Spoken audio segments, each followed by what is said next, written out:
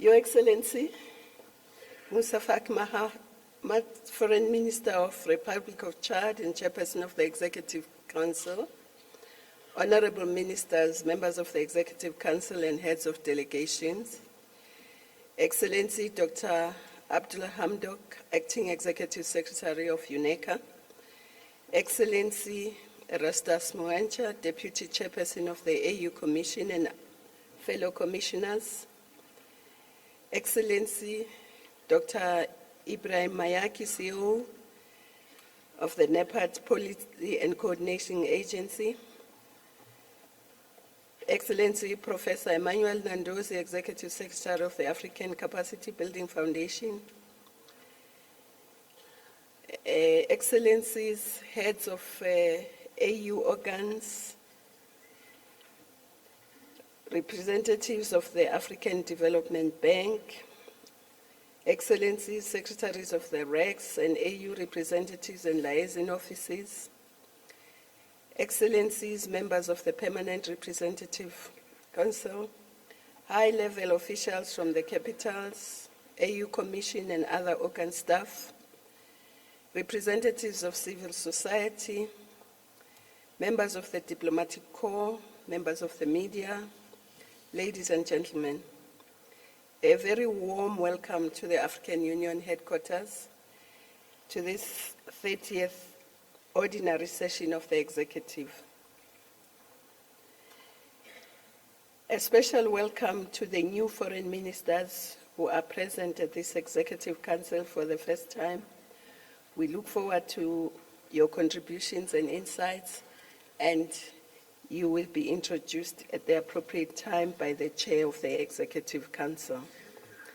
I want to join the Chair of the Executive Council in wishing you a very prosperous and happy 2017, and a word of gratitude to the Ethiopian government and the people for the welcome and hospitality provided to once more again make the summit held at the headquarters a success.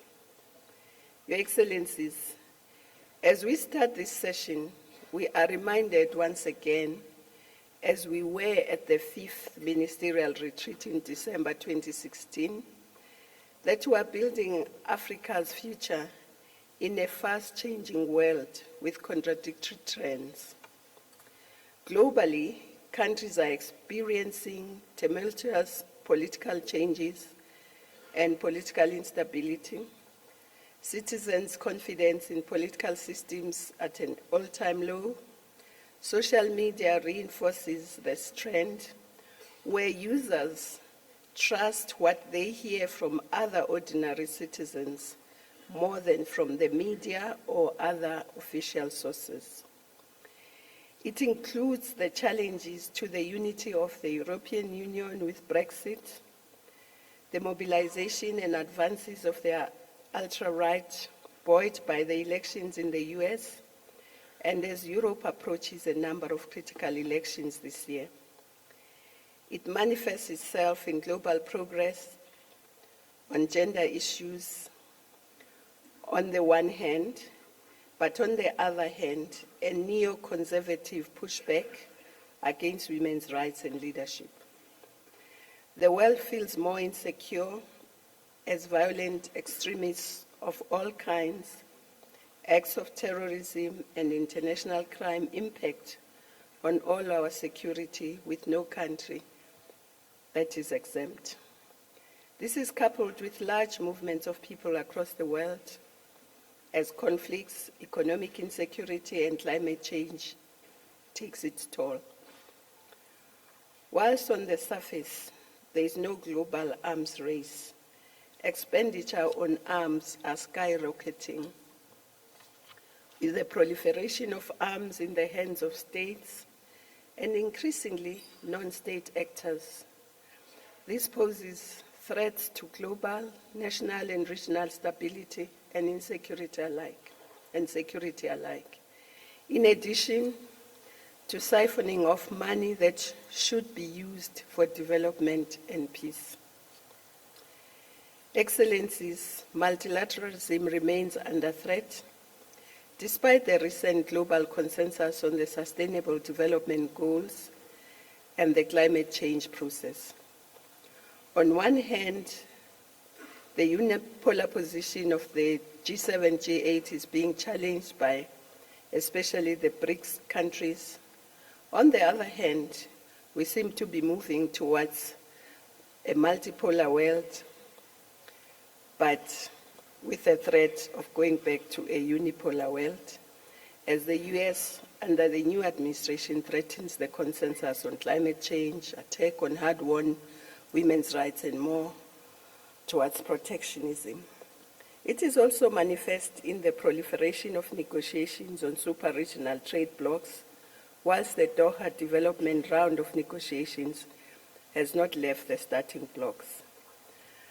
Africa's only protection in these treacherous global waters is to honor the decision to commence its own continental free trade area in 2017. With the 2008 and 2009 financial crisis slowdown in global growth and yet another commodity price collapse, the reality of globalization's game of winners and losers are becoming more self-evident. The wealth of the richest 1% in the world now equals that of the remaining 99% in the world combined. And yet, many use every loophole to avoid paying their fair share of taxes, including through illicit capital flows. At the same time, the middle and working classes are more insecure with sustainable attacks on their incomes and social benefits. The agenda of reaction in the world is not without challenge. The responses include protests by youth, students, trade unions, and other groups against excesses of globalization. More recently, we see an emerging broad front led by the women's movement against the attack on progressive rights, joined by other groups, migrants, minority groups, and others. Indeed, they are showing that in the face of the wave of global reaction and growing inequalities, there are alternative voices. These times, though full of challenges, also present vast possibilities for Africa to claim her place in the world. More especially, the technological breakthroughs in ICT, biotechnology, renewable energy, transport, and other areas that can be used to leapfrog our way towards development and shared prosperity. Excellencies, ladies and gentlemen, global youth unemployment, which has been consistently at 2 or sometimes 3 times that of adult unemployment, continues unabated.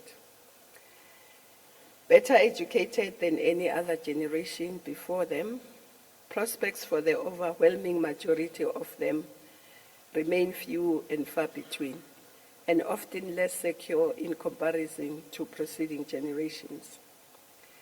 Thus, as Dr. Carlos Lopez reminded us at the retreat, as the world population ages, the social compact of intergenerational solidarity is under fundamental threat. Excellencies, this is the global context in which Africa has to navigate the continental agenda. What then do we need to do to successfully steer our way towards 2063? First and foremost, it requires that we revive and strengthen the spirit of Pan-Africanism, unity and solidarity. It means we have to guard our unity jealously and not to allow ourselves to be divided or diverted from our agenda. Above all, it necessitates, as our GCP said the other day, passion, commitment, and dedicated to our integration and development agenda in particular. to meet the first target in Agenda 2063 of commencing the Continental Free Trade Area by the end of 2017. Need to unlock the potential, the energy, the creativity, and the talents of Africa's young men and women. This can be achieved through the African Skills Revolution, creating jobs and economic opportunities, economic diversification and transformation, agricultural modernization and industrialization, and by investing in them so they can be the drivers of Agenda 2063. To do what needs to be done on the free movement of persons so that we unlock opportunities for intra-African trade, studies, business, and tourism. And we really congratulate those countries that have implemented the free movement of people policy. To encourage all Africans in coastal and island states and landlocked countries to participate in the new frontier of the blue ocean economy. To participate in the African Economic Platform on the 20th to the 22nd March in Mauritius this year, to engage business and the academic sector on the economic priorities of Agenda 2063. We see more and more unemployed graduates, so we need to correct this.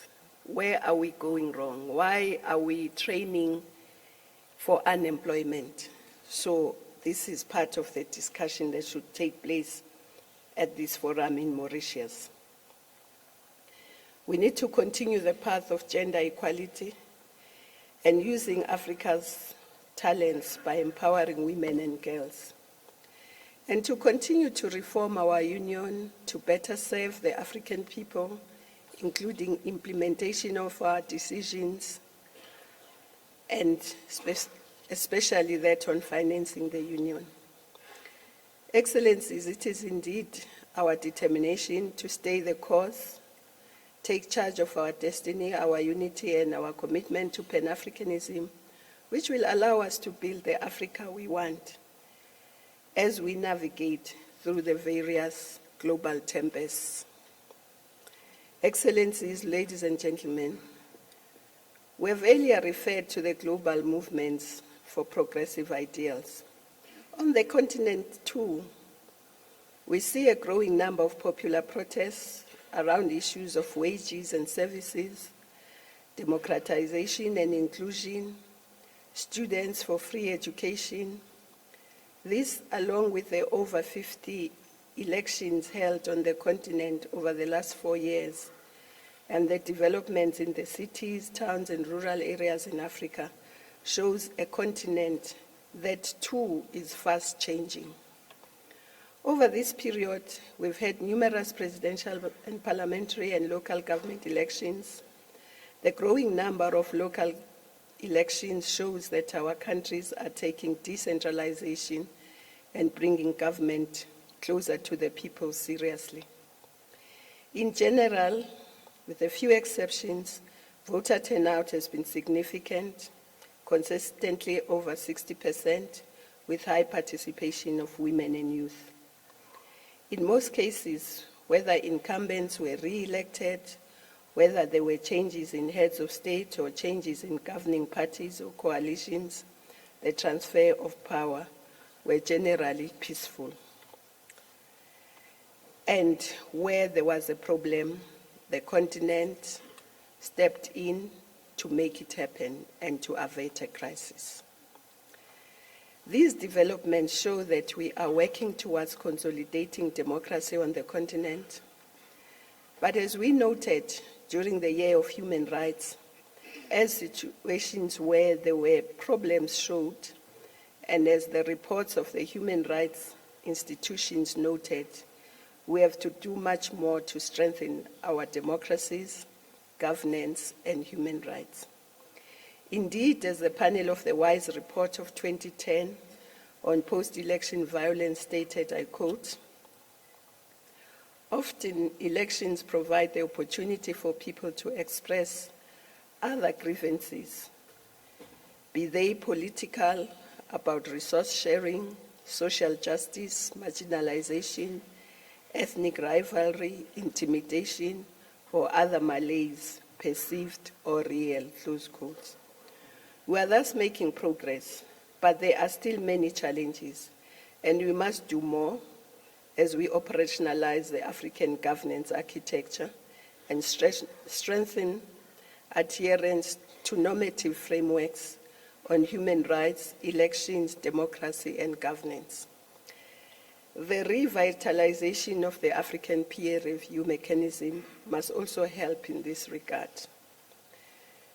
Excellencies, ladies and gentlemen, allow me, as I conclude, to just reflect on the significance of this moment and underscore the importance of this session of the Executive Council.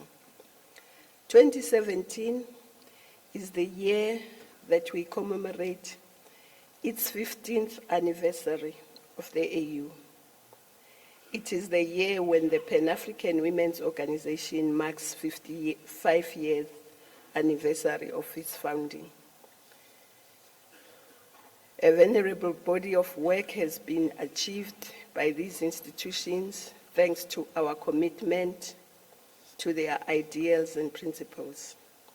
It is my hope that we will stay the course and continue to build on this work.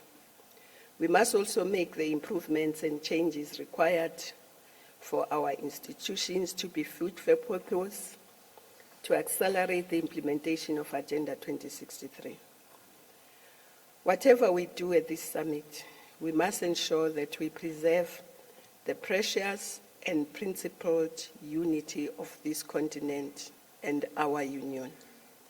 This unity is our legacy that we will bequeath to future generations, as this is the African Year of Youth.